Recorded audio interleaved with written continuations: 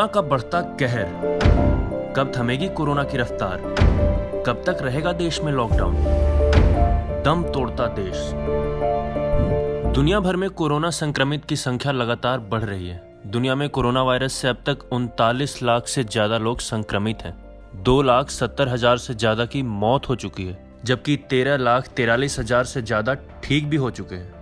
सबसे ज्यादा प्रभावित अमेरिका में अब तक 76,928 लोगों की जान जा चुकी है। वहीं देश में कोरोना संक्रमित की संख्या 56,409 हो गई है।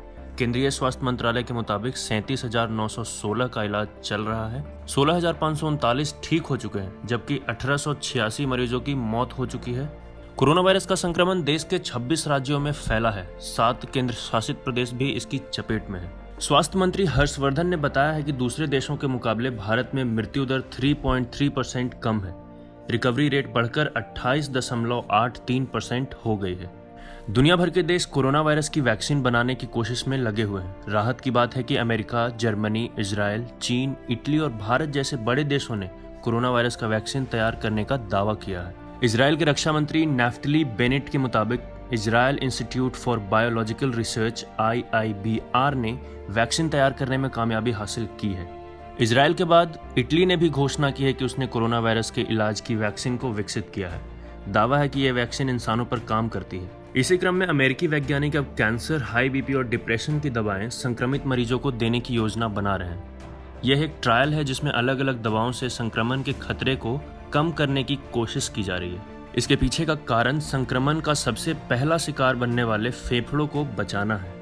वहीं देश में केंद्रीय स्वास्थ्य मंत्री हर्षवर्धन ने बताया कि स्वास्थ्य कर्मियों और अधिक जोखिम वाले इलाकों में काम कर रहे लोगों पर अश्वगंधा, यष्टमधु, पीपली और आयुष 64 जैसी आयुर्वेदिक दवाओं का क्लिनिकल ट्रायल भी किया जा रहा है।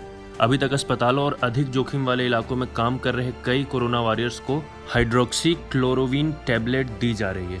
All India institute of medical science AIIMS के निर्देशक डॉक्टर रणदीप गुलेरिया की माने तो जून और जुलाई महीनों में कोरोना वायरस का संक्रमण भारत में अपने चरम पर पहुंच सकता है। इस दौरान संक्रमण के सबसे ज्यादा केस सामने आएंगे। डॉक्टर गुलेरिया ने कहा, लॉकडाउन से हमें संक्रमण से लड़ने के लिए तैयारियां करने का मौका मिला। इस बीच हमने मेडिकल इंफ्रास्ट्रक्चर विकसित किया। कोविड-19 के लिए अस्पताल बनाए गए, वेंटिलेटर, मास्क, PPE किट जैसी जरूरी संसाधनों को जुटाया।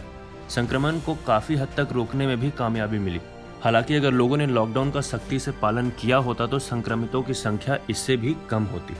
भारत में लॉकडाउन 24 मार्च से ही लागू है और देश की अर्थव्यवस्था को ध्यान में रखते हुए 17 मई के बाद सरकार लॉकडाउन खोलने की रणनीति में लगी हुई है।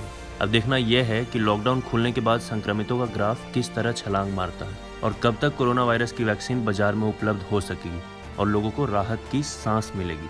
तब तक आपसे निवेदन है, आप अपने और अपनों का ख्याल रखिए और घर में ही रहिए।